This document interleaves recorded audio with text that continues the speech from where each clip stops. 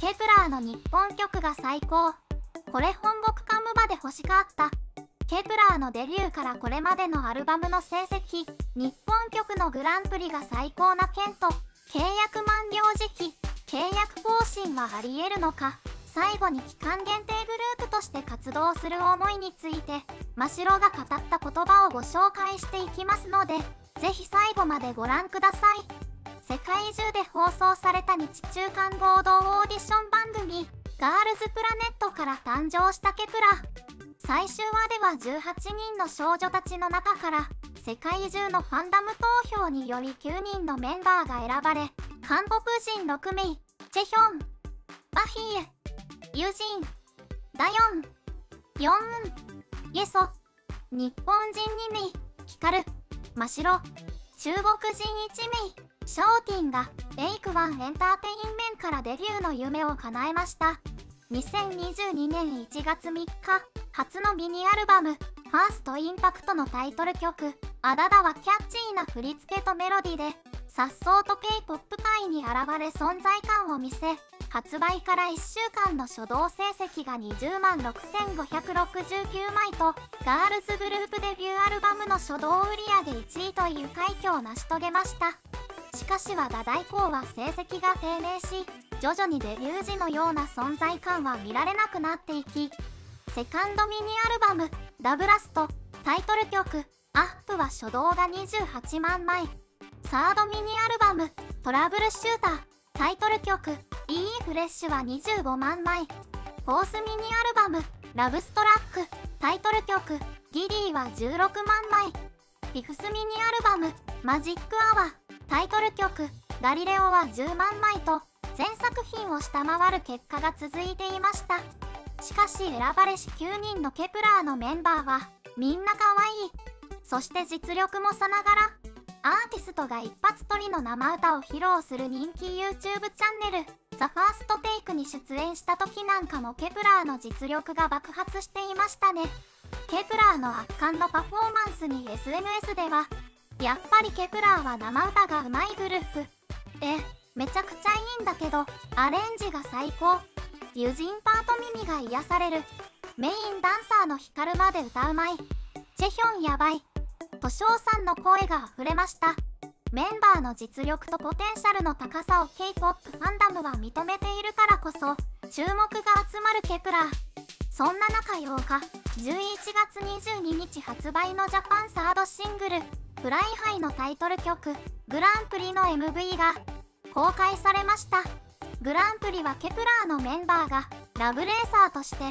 好きな相手へ駆けつけていく気持ちや恋を叶えた時の喜びを表現した歌詞で、 MV では好きな人の元へ向かっていくワクワク感、恋を叶えた時の喜びや高揚感を表現しています。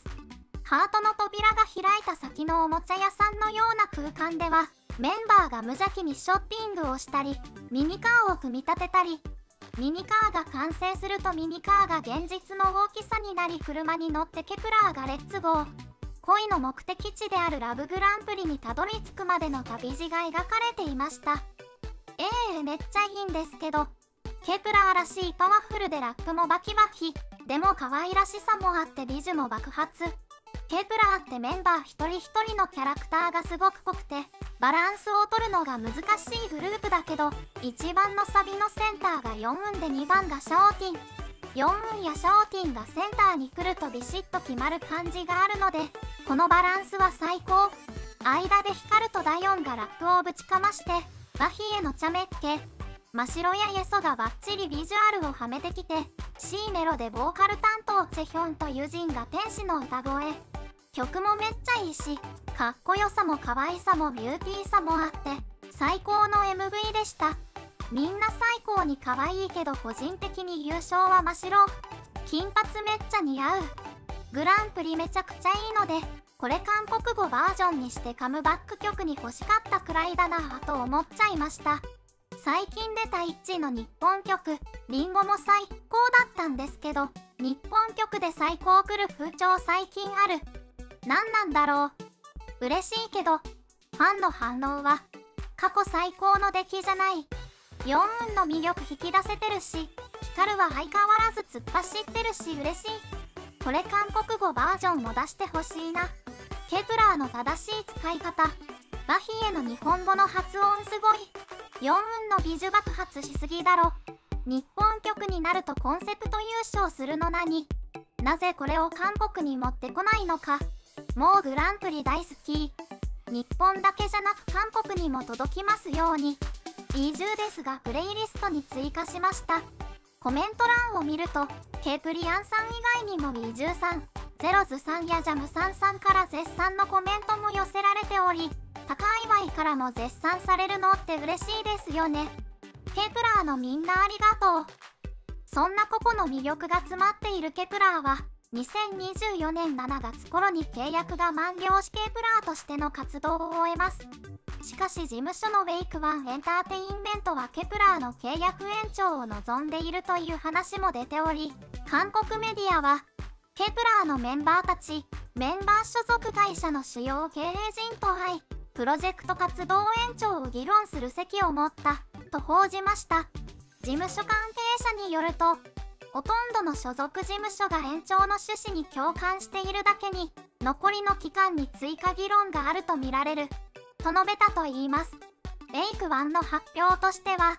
ケプラープロジェクトが中盤を過ぎた今、アーティストの長期活動ロードマップや戦略樹立のため、先制的に会合を開いて全ての所属事務所に同じ提案をしたのが正しい。ただし全所属事務所の合意のために最善を尽くしましたが、今回は調整ができなかった。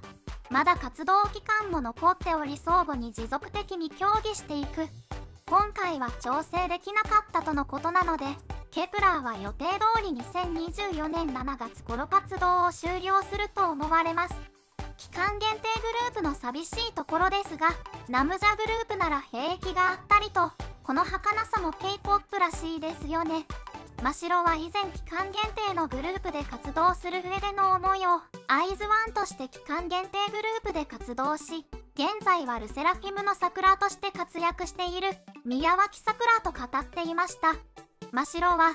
私は期間限定のグループだから、実は後のことは考えないようにしています。今幸せならそれでいいと思っています。9人だし家族のように楽しく活動しているから、後のことは考えられません。と話し、そんな真白に桜は、活動期間が終わっても思い出があるから友達なのは変わらない。と先輩として温かい言葉をかけました。詳しくはこちらでご紹介しています。ケプラーの残りのグループ活動を応援していきましょう。またグランプリ、まだ聞いていない方はめちゃいいので聞いてみてくださいね。ジャパンサードシングル、フライハイは11月22日。コメントや高評価、チャンネル登録もよろしくお願いします。